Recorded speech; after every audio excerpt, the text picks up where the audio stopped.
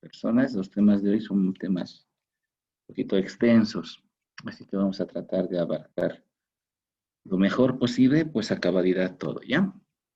Hablaremos hoy día un poco de lo que son lo que es la dificultad respiratoria. Vamos a hablar de las enfermedades respiratorias en la etapa de los recién nacidos. Entonces, diremos que el distrés respiratorio, que es la dificultad respiratoria, se caracteriza por presentar aleteo nasal, tiraje sub e intercostal, una retracción sifoidea y un bamboleo torácico abdominal. La causa más frecuente de mortalidad es el distrés respiratorio, es una de las patologías por las cuales principalmente ingresan a las unidades neonatales los bebés, y su gravedad va a estar en relación con la causa etiológica y la repercusión que tenga sobre los gases sanguíneos que hagamos. Todas estas son las causas de distrés respiratorio en el recién nacido a término. Como verán, pues hay causas respiratorias, de malformaciones, obstrucciones de las vías aéreas, de causa cardiovascular, infecciosas, metabólicas, hematológicas, neurológicas. O sea, abarcar distrés respiratorio es muy, muy amplio. Entonces, solamente el día de hoy vamos a hablar un poquito sobre lo que es las patologías más importantes. Si hablamos de distrés respiratorio, vamos a hablar de la membrana hialina, que es un distrés por déficit de surfactante, debido a la inmadurez bioquímica del pulmón para formar esta sustancia tensoactiva.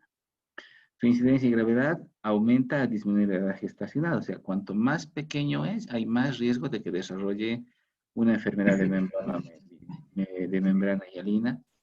Y en la literatura describe que es más la incidencia en varones que en mujeres, y más en aquellos que nacen por cesárea y cuando son gemelares. Si hablamos un poquito de surfactante, vamos a recordar que es una estructura completa de proteínas, fosfolípidos y carbohidratos. Principalmente está formada por la fosfatidilcolina en un 70%, un 60% en forma de fosfatidilcolina. Es la sustancia tensoactiva. Y como ustedes pueden ver aquí en el gráfico, este es un gráfico pulmonar, de tejido pulmonar. Y cuando iniciamos surfactante, la producción de surfactante en los neumocitos tipo 2, logramos esto, ¿no? Que haya una apertura de los alvéolos pulmonares.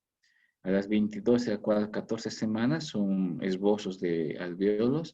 A las 23 semanas ya está conformada el árbol bronquial, pero que está lleno de líquido y con poca producción de agente surfactante. Entonces, al momento de nacer, eso es lo que sucede. Si hablamos de la fisiopatología del distrés tipo 1, que es la membrana hialina, vamos a indicar que es un déficit transitorio de surfactante debido a una disminución en su producción, en alteraciones cualitativas o aumento de su inactivación. Tres causas: que no se produzca, que no tenga buena calidad o que se aumente su inactivación. Esas son las tres causas para membrana hialina. Entonces, en esta secuencia que les muestro acá, quiero representar es que la pérdida de la función tensoactiva que da el surfactante produce un colapso alveolar. Al existir un colapso alveolar, hay una pérdida de la capacidad residual funcional del pulmón, o sea, por ese colapso se llega a cerrar los alveolos y perdemos la capacidad residual funcional. Eso dificulta la ventilación y eso también altera la perfusión, o sea, se altera la relación ventilación-perfusión a nivel pulmonar y empiezan a aparecer las atelectasias, ¿no? Que son los colapsos en algunas áreas del pulmón.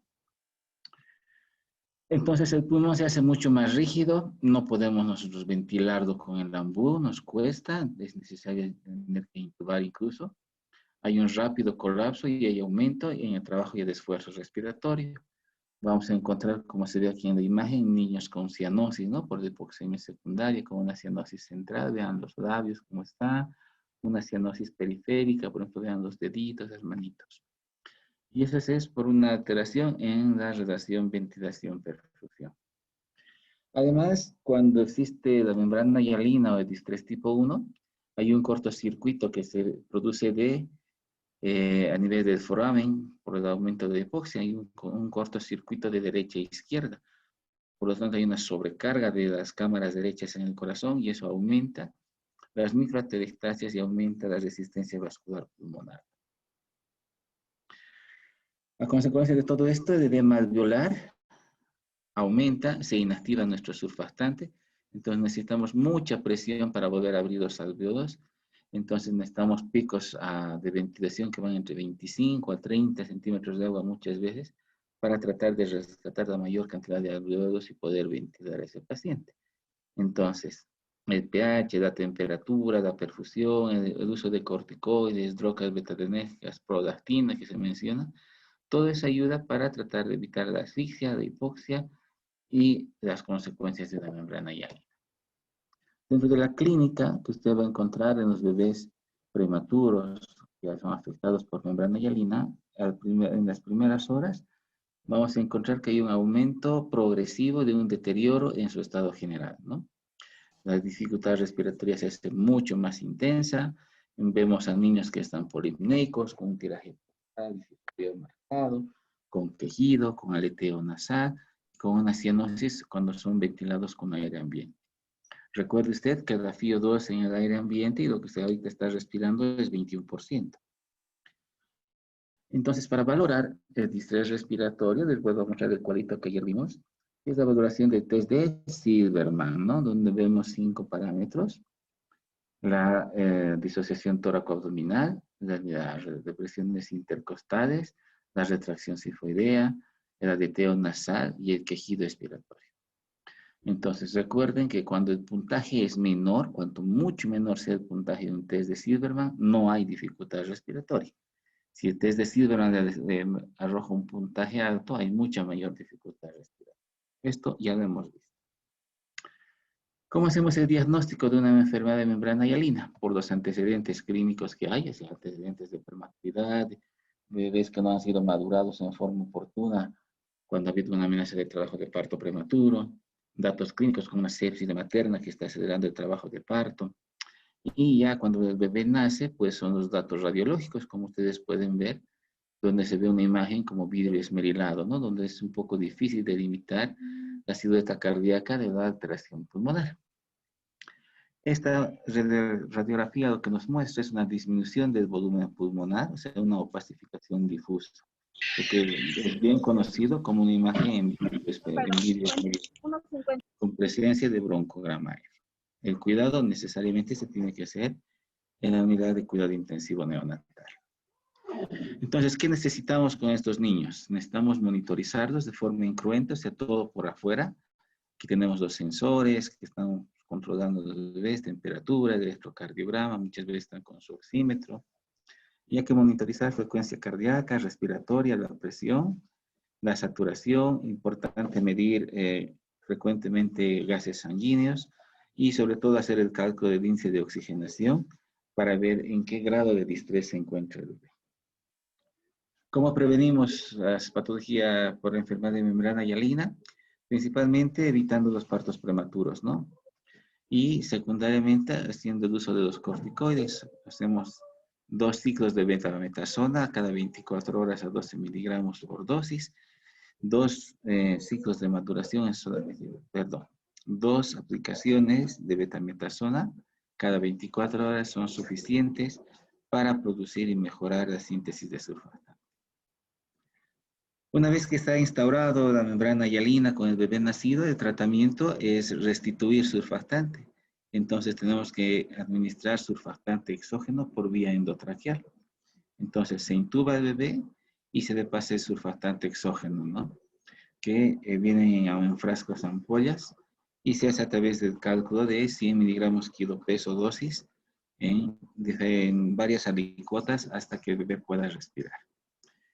Si hablamos del surfactante, pues tenemos varios tipos de surfactante, varias marcas de surfactante en el mercado, dependiendo en la entidad donde usted trabaje y según las adquisiciones que hagan, pues usted tiene que fijarse en qué concentración está el surfactante para poder ser administrado y hacer el cálculo que le estoy mencionando.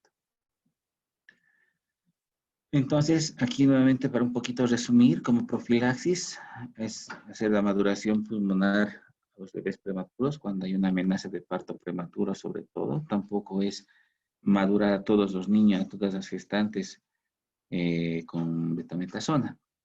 Y Una vez nacidos, pues hay que hacer ese tratamiento e instaurarles lo antes posible. Eso es en cuanto a membrana hialina. El distrés respiratorio tipo 2, que es una taquipnea transitoria de recién nacido, ya afecta a otro grupo poblacional. La membrana hialina afecta sobre todo a los prematuros. En cambio, la taquipnea transitoria de recién nacido afecta mayormente a los niños a término. Entonces, la taquipnea transitoria de recién nacido, como ustedes ven en las fotos, ya son niños mucho más grandes. Es lo que también se llama pulmón húmedo o un distrés inexplicado en el recién nacido, una taquipnea neonatal, distrés tipo 2, o el término que últimamente se está usando es la mala adaptación pulmonar. Entonces, aquí nos indica que la incidencia es de 11 por 1000 nacidos vivos y es más o menos el 32% de los cuadros de distrés. Presenta una alteración leve y autolimitada. La causa principal de esta patología no está perfectamente clara. Avery dice que se debe a la distensión de los espacios intersticiales por el líquido pulmonar, que da lugar al atrapamiento del aire alveolar y el descenso en la distensidad pulmonar. Entonces, es lo que llamamos el pulmón húmedo, cuya manifestación clínica es la taquipnea. Entonces, ¿cómo tratamos? Pues con este aparatito que es un CPAP nasal. Dentro de la clínica, decimos que es una dificultad respiratoria del nacimiento al momento de nacer o que se presenta a unas cuantas horas posteriormente, generalmente a las 2 horas. Usted va a encontrar a bebés que están taquipneicos, que tienen frecuencias elevadas de 100 a 120 respiraciones por minuto, con quejidos, cianosis, retracción subcostal, aunque pueden también haber formas mucho más severas. Se agrava en las primeras horas y luego se estabiliza para luego el bebé ir resolviendo en forma paulatina. ¿Cómo hacemos el diagnóstico? Que es eminentemente clínico. Nos basamos en los signos sintomatológicos antecedentes del niño. Evidentemente hay que hacer una radiografía del pulmonar para poder determinar a los bebés. Permítame un minutito, por favor. Eso como un hemograma, una PCR y algunos cultivos para descartar procesos infecciosos. En cuanto al tratamiento, pues el tratamiento es simplemente asistencia respiratoria adecuada para mantener un buen intercambio gaseoso durante el tiempo que dure el trastorno respiratorio. Entonces es proporcionar oxígeno, ya sea ambiental, por cánulas nasales o muchas veces hacemos una ventilación no invasiva. Otra patología que es muy frecuente, hablando de lo que son los problemas respiratorios en el recién nacido y asociado a lo que ya hablábamos de la asfixia, es el síndrome de aspiración del líquido amniótico meconial, más conocido como SALAM, que es una patología que afecta a los bebés a término o posttérmino. Y eso se debe a la inhalación de líquido amniótico teñido de meconio en forma intrauterina. Entonces, vea, por ejemplo, acá, este es el bebé en la cavidad amniótica, pero el líquido es verde. Y eso es que habíamos dicho que cuando hay una hipoxia fetal, el bebé presenta catarsis in útero, que es el meconio, y ese meconio, como el bebé ya tiene algunos esfuerzos respiratorios internamente, es donde va deglutiendo el meconio. La incidencia es variable, algunos han calculado entre 1 a 2 por 1000 nacidos vivos, y 3% de los casos presentan un distrés marcado. O sea, no todos los que son SALAM son niños que van a ocupar una unidad neonatal. La etiología, he recordado que hemos hablado ayer, es en los bebés a término posttérmino y se debe a la hipoxia perinatal crónica o hipoxia perinatal aguda que sufren durante el trabajo de parto. Un poquito de fisiopatología, la obstrucción de la vía aérea y la disminución de la distensidad pulmonar y el daño del parénquima, produce una neumonitis química, un edema pulmonar y una disfunción del surfactante, o sea, nuevamente se empieza a presentar atelectasias, hay shunts intrapulmonares, hay atelectasias regionales y hay un desequilibrio en la ventilación-perfusión, eso aumenta la resistencia pulmonar y hace de que se presente una persistencia de la circulación fetal. Entonces, más o menos aquí para mostrarles, es una obstrucción incompleta por un mecanismo valvular. O sea, este es el pulmoncito, aquí está la tráquea, los bronquios mayores, menores y los alveolos, y actúan como válvulas, como tapones de moco con válvula. Entonces, colapsa algunos espacios y hace que el pulmón no se distienda.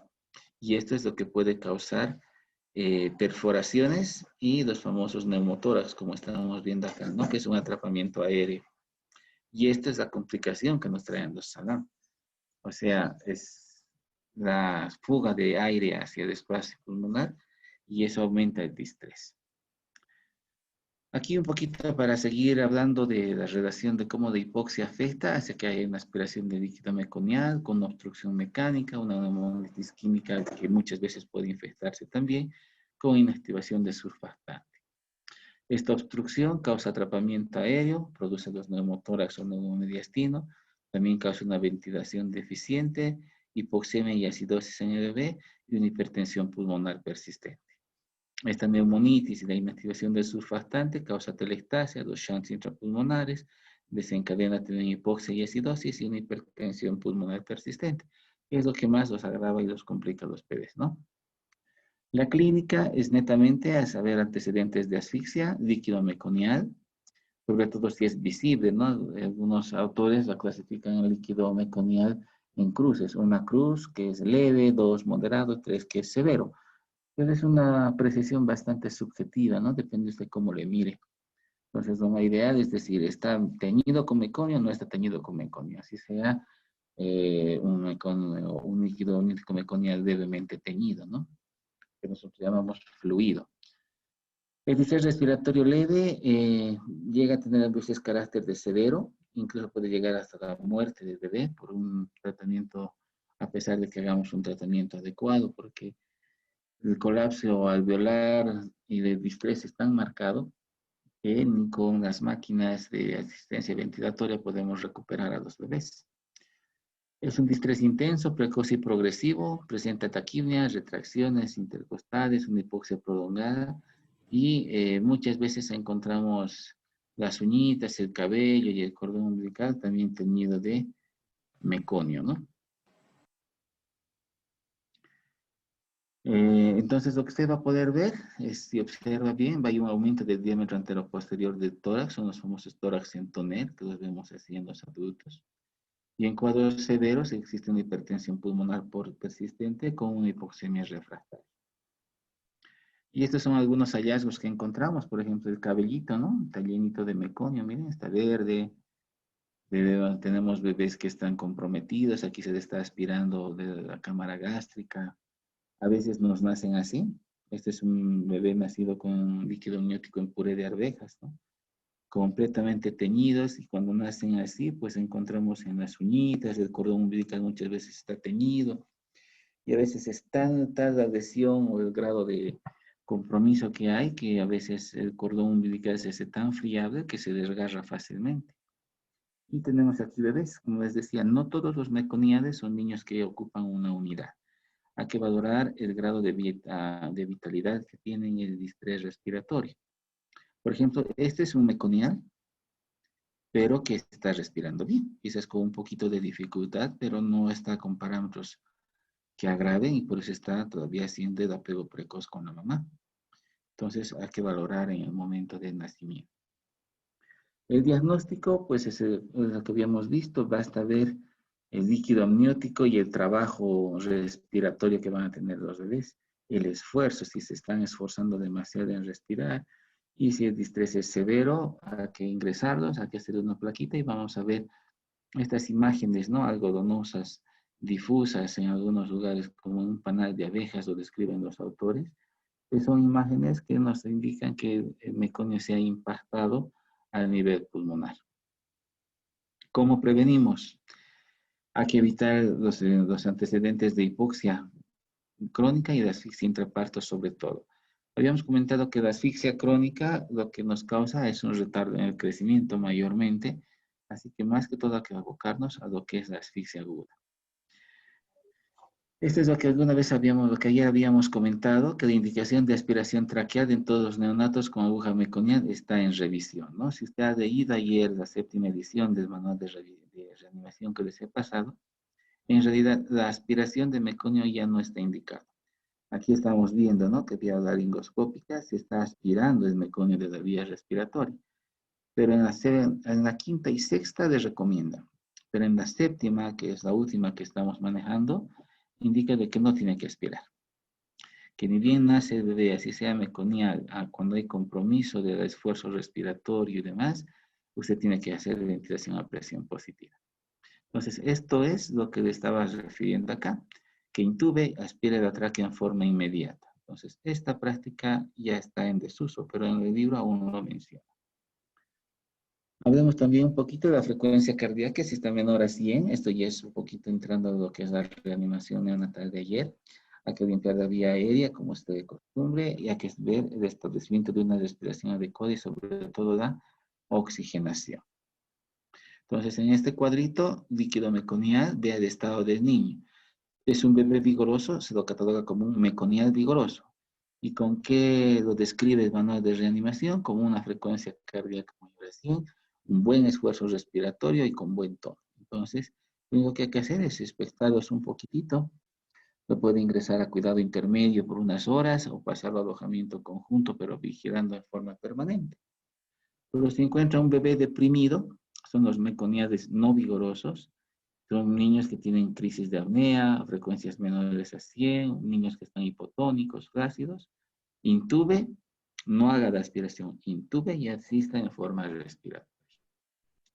El tratamiento, tratar de evitar en lo posible ejercer mucha presión de pico al momento de hacer la asistencia respiratoria, porque como habíamos dicho que hacen un fenómeno de válvula, hay mucho más riesgo de que desarrollen perforaciones pulmonares y los neumotórax o neumomediastinas. Entonces, si usted va a asistir con ventilación a presión positiva, lo va a conectar al respirador, hay que tratar de usar el pico máximo exacto para que evitar que se perfore el pulmón. Sí. Hay que tratar de mantener saturaciones entre 85 y 95 y un pH mayor a 720, ¿no? Recuerde que son pacientes candidatos a hacer acidosis. Muchas veces tenemos que ingresarlos a ventilación de alta frecuencia porque lo que necesitamos es un reclutamiento alveolar masivo. Y si existe de hipertensión pulmonar, hay que usar oxígeno nítrico inhalado. Creo que en Bolivia no tenemos oxígeno nítrico, pero está descrito en la literatura que ayuda mucho en la resolución de los pacientes con SLA. Con el nivel broncoalveolar se aconseja hacer lavados bronquiales siempre y cuando sea hecho por un experto, ¿no? Por un neumólogo pediatra experto en hacer intervención a través de la broncoscopía. El uso de antibióticos está cuestionado porque recuerde usted que el líquido amniótico es estéril y el meconio que está dentro del bebé también es estéril. Entonces, el uso de antibióticos en niños con SLA está cuestionado. Algunos autores sí describen que podamos usar antibióticos, pero hay otros, y la gran mayoría indica de que no.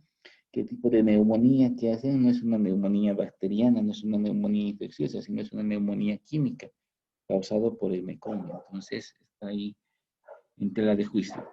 El uso de corticoides para bajar la inflamación pulmonar también está cuestionado, porque si bien le baja la inflamación, el uso de corticoides de tener otro tipo de trastornos metabólicos, entonces todavía está cuestionado. Lo que sí le puedo decir que el tratamiento actual que estamos utilizando es asistencia respiratoria con los bebés y expectación y gases seriados para ver el índice de oxigenación sobre todo. Y esta es una tablita que demuestra el diagnóstico diferencial en lo que hay que hacer entre un SADAM y un tanataquimio transitorio de recién nacido, con los antecedentes, en la exploración física, que es lo más frecuente de encontrar en la gasometría y en las radiografías de tórax. Hasta ahí podemos hablar de patología respiratoria. ¿Alguna consulta de estos 3 problemas frecuentes antes de que pase a hablar de neumonía?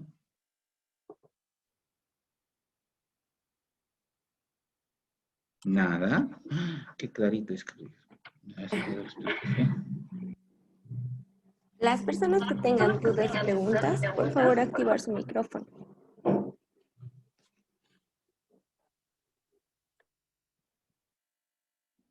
Y es algo que va también muy de la mano con el siguiente tema que vamos a ver, que es la sepsis neonatal. Entonces, si hablamos de una neumonía neonatal, hablaremos que es un estadio frecuente en el periodo neonatal que puede causar complicaciones y secuelas graves, muchas veces la muerte si no se atiende a tiempo. Con el uso de técnicas invasivas en los bebés, como son las intubaciones y demás, para el soporte respiratorio, aumentamos la condición de que esta patología vaya en aumento también. Entonces, cuando usted tenga que hacer la intubación, sobre todo tiene que usar material estéril con una técnica y un procedimiento adecuados. Y si usted está asistiendo a una unidad neonatal y hay bebés intubados que requieren aspiración de secreciones a través del tubo endotraqueal, usted tiene que utilizar material de aspiración estéril. Muy pocas unidades cuentan con los sistemas de aspiración continuo, donde está la sonda de aspiración en una bolsa estéril y evita el contacto con el exterior, que es lo ideal para evitar justamente las sobreinfecciones. Entonces hay que tener en cuenta esos detalles. Lamentablemente, pues el uso de una unidad neonatal tiene un costo muy, muy alto, ¿no? Que muchas familias a veces no pueden cubrir. Se presenta en las primeras 48 a 72 horas de vida extrauterina, es una aparición temprana, y la aparición tardía es después de la primera semana de vida. Se manifiesta como una infección aislada o como una septicemia, ¿no? Es por eso que va muy de la mano con lo que es sepsis neonatal. Dentro de la patogenia, puede ser calificada en 4 formas, como una neumonía congénita, o sea que ya nace el bebé con neumonía, una infección intrauterina adquirida durante el trabajo de parto o una neumonía postnatal. Entonces, más o menos es eso. Si hablamos de una neumonía congénita, el microorganismo se adquiere por vía hematógeno transplacentaria. Es una infección pulmonar que solo constituye un componente de una infección generalizada, o sea, se transmite a través de la placenta. La intrauterina llega a la faringe del bebé en forma ascendente. Generalmente esto se produce cuando hay ruptura prematura de membranas de mucho tiempo. Entonces, cuando no hay un adecuado tratamiento antibiótico o existe mucha resistencia por el germen, por una vía ascendente del canal vaginal, llega hacia la cavidad uterina y puede infectar al bebé. Adquirida durante el trabajo de parto, también es llamada en el transparto. El microorganismo llega a la región faríngea y es también por una aspiración. Recuerde que el bebé ya tiene esfuerzo respiratorio y hace bocanadas al momento de respirar. Entonces, si la cavidad vaginal está infectada, no ha habido una buena con secreciones, si no ha habido un buen tratamiento, o es que una mamá que no se ha tratado en forma oportuna, el bebé puede aspirar al momento de nacer, al pasar por el canal del parto, y es un bebé que está con una infección pulmonar también. Y la postnatal, que es lo más frecuente que vemos, puede ser de origen nosocomial o de una comunidad, cuando los bebés retornan a domicilio y los papás no tenemos el cuidado de aislarlo un poquitito, porque recuerde que el recién nacido, pues su sistema inmunitario es muy débil. Entonces la costumbre es que llegan a la casa y es la sensación de toda la familia y todos lo quieren tocar y todos lo besan y todos lo agarran. Y como nuestra cultura en aseo de manos no es muy buena, pues ahí empieza la fase de contagio. Y cuando es en la parte hospitalaria, hay que tener en cuenta las neumonías nosocomiales, ¿no? Recuerda que nuestros hospitales, por ser hospitales justamente, tienen mucha carga bacteriana, mucha carga viral que puede llegar a infectar a los bebés y a las personas adultas también. Entonces, una de las causas para una infección nosocomial son los procedimientos invasivos, ¿no? Porque sumados al sistema inmunitario débil que tienen los bebés y nos causa problemas serios en cuanto a infecciones. Por ejemplo, aquí tenemos a un prematurito y veanlo, está totalmente invadido. Si ustedes ven los piecitos, pues aquí está monitorizado. Aquí le estamos tomando la tensión arterial. Y si se fijan, no hay ninguna vía en los bracitos, pero entonces con seguridad está con una onfaloclisis, ¿no? Está invadida a través del ombligo. Estamos invadiéndolo al intubarlo, o sea, es un bebé que está rompiendo muchas barreras naturales, por lo tanto el riesgo de una infección bacteriana es más alta en ellos. Entonces aquí más o menos un cuadrito para resumir los antecedentes y las causas que pueden iniciarnos un proceso de neumonía y qué hallazgos podemos encontrar. Por ejemplo, en la parte materna encontramos una infección materna perinatal, es posible que encontremos un líquido amniótico fétido o si es un bebé que puede llegar a tener malformaciones congénitas que desencadenen algún tipo de infección. La clínica en un bebé que está con neumonía, pues va desde los datos sistémicos hasta los datos pulmonares. En la parte sistémica, como ustedes pueden ver, es todo lo que vemos en sepsis también. Son bebés letárgicos o irritables, con distermias, taquicárdicos, no comen, o son bebés que empiezan a vomitar, se les hincha la barriga. Usted ya ve la perfusión que es anormal, muchas veces histéricos, porque la histericia también es un signo de sepsis. Y a nivel pulmonar o las manifestaciones respiratorias son bebés taquipneicos o hacen apneas secundarias. Hay que valorar el test de Silverman. Algunos bebés tosen y si usted ausculta ya hay semiología pulmonar también. Entonces, los datos de recién nacidos con neumonía son inespecíficos y pueden parecer si pertenecen a cualquier otro proceso infeccioso sistémico. Las características que tienen a sufrir una neumonía más que una membrana hialina son la ruptura prematura de membranas, apneas tempranas o una perfusión inadecuada o la sepsis que un bebé ya puede estar cursando. Y hay que agregar también la hipertensión pulmonar que muchas veces es secundaria. Se diagnostica a través del examen ginecológico y obstétrico a la mamá, que le da un antecedente, el examen físico del bebé, los laboratorios y rayos X. En las placas de rayos X hay que tratar de, perdón, en el diagnóstico radiológico hay que tratar de ver también o tratar de sospechar el agente etiológico por las imágenes que nos brinda o por la clínica y los antecedentes que nos ha dado la madre. Hay que ver el patrón de un broncograma aéreo causado por el estreptococo del grupo B mayormente, o la listeria, a veces existen derrames pleurales o abscesos que los causan los estafilococos, o sea, ya de imagen radiológica a usted también le puede orientar a intuir qué agente etiológico está siendo el causante del deterioro de nuestros bebés. Hacer el diagnóstico etiológico como tal se puede hacer, pero también conlleva mucha ayuda de la parte de microbiología en su hospital. Entonces, los agentes más frecuentes para una neumonía están los estreptococos del grupo B, de Escherichia coli, los hemófilos, Klebsiella, listeria, estafilococos.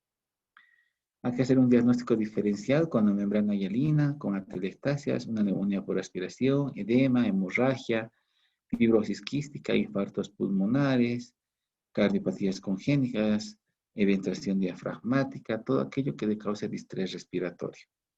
Y el tratamiento está ahí, es muy similar al tratamiento que usamos en sepsis, ampigenta, a veces cloxacillina y amikacina, son algunos esquemas y la duración de los mismos, según el agente etiológico. Ahora, si usted puede aislar el agente por un aspirado de secreciones que haga y un cultivo, pues hay que dirigir también el tratamiento en ese sentido. Muchísimas gracias. Hasta aquí hemos hablado de patología respiratoria con los agentes, con las principales enfermedades que causan todo esto. ¿Hay alguna consultita antes de tomarnos unos 5 minutitos para estirarnos? Bien, escucho. Las personas que tengan consultas, por favor, activar su micrófono. Buenos días, ¿cómo está? Disculpe, tengo una Hola. consultita. Cuando hablamos de taquipnia, o sea, ¿se puede dar como sinónimo de neumonía? ¿Por qué se toma eso? No entiendo. ¿Por qué digamos, cuando se presenta directamente taquipnia o polipnia, directamente se asume que tiene neumonía? No, doctor, no se asume directamente. Como le digo, todo tiene que ver en un contexto de los antecedentes. Es un bebé a término o postérmino sin ningún antecedente, digamos, materno de infeccioso, usted sospecha de una taquipnia transitoria del recién nacido.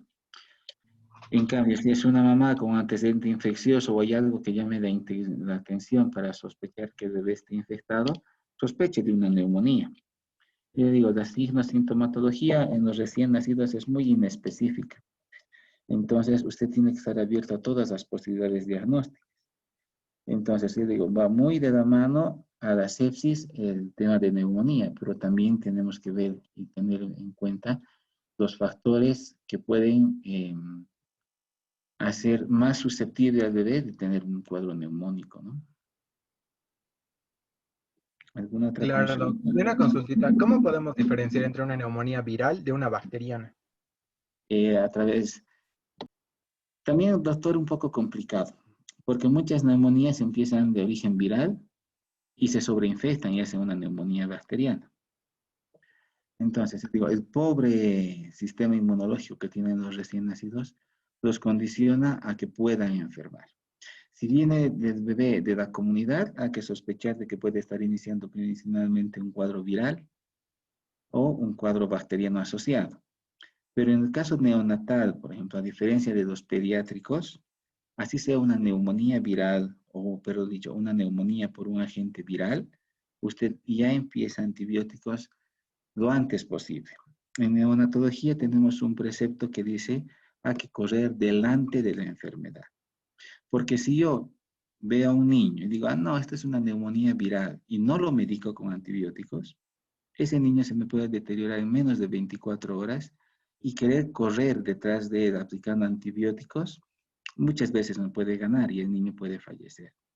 Entonces, en neonatología sobre todo, así sospeche que puede tratarse de una neumonía viral, ya inicia usted antibióticos. Y el tiempo que vamos a usar los antibióticos lo va a determinar los exámenes complementarios que nosotros vayamos a hacer. Entonces, a medida que vamos desarrollando los exámenes complementarios, decidimos si el tratamiento lo instalamos 5 días, 7 días, 10 días, según la evolución. Inicio, por ejemplo, antibióticos, ampigenta, ante un bebé que está con un probable cuadro respiratorio. Pero los exámenes complementarios de los cultivos, del aspirado, el control de hemograma y de PCR al tercer día me da resultados donde me indican una buena evolución, que no es un agente bacteriano, suspende antibióticos y ese niño va con su curso normal. Entonces, ¿qué le quiero decir? Anticípese a los hechos en un recién nacido. Gracias. De nada, doctor. ¿Alguien más tiene alguna duda o consulta? Por favor, puede activar su micrófono en este momento.